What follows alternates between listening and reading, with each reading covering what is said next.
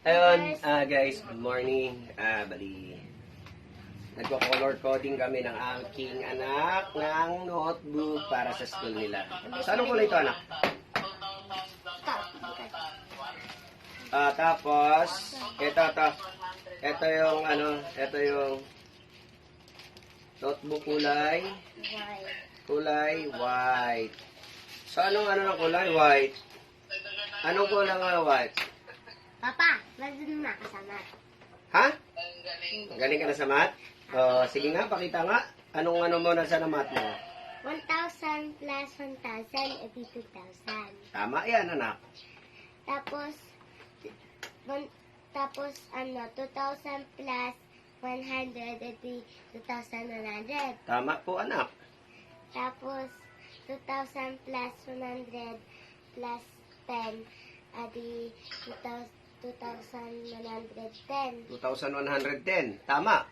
Tapos 2,110 plus plus 1 edi 2,110. Teka lang, bakit 2,210? 2,111.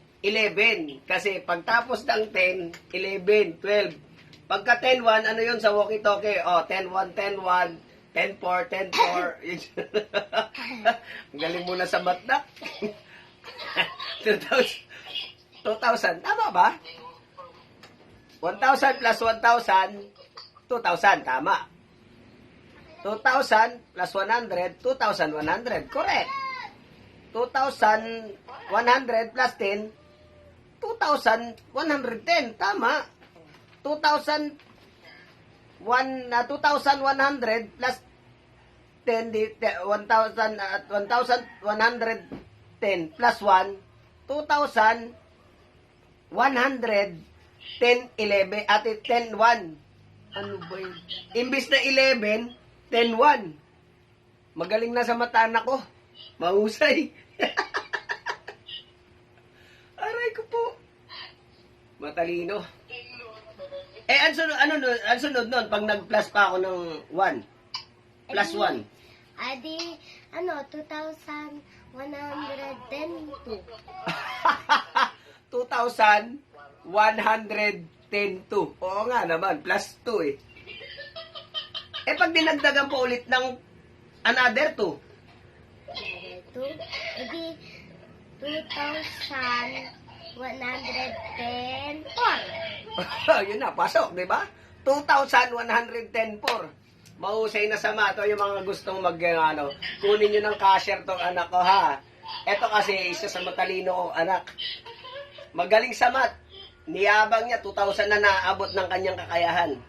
Ang kakayahan niya, 2,000 na sa gantong edad, marunong na siyang magsukli. Di ba? 2,110.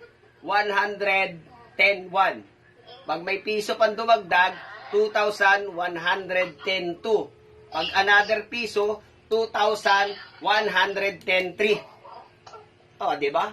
Pwede to sa grocery. Baka may gustong magkuha dito. Magtatrabaho na anak ko.